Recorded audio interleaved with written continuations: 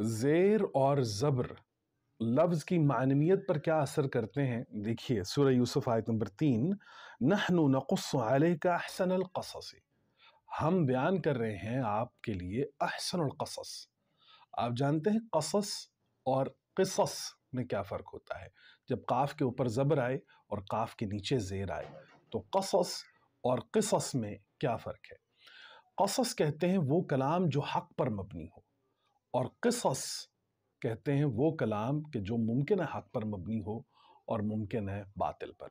تو جو حق و باطل جس میں مشکل انداز میں ہو وہاں پر قصص کا لفظ آتا ہے، اور جہاں پر قصص آتا ہے وہ کلام حق پر مبنی ہے۔ قرآن کریم نے لفظ قصص استعمال کیا ہے، تو اللہ کا کلام حق پر مبنی ہے، اللہ قصص کرتا ہے اور ہم قصے سناتے ہیں، قاف کے نیچے زیر۔ السلام علیکم ورحمۃ اللہ۔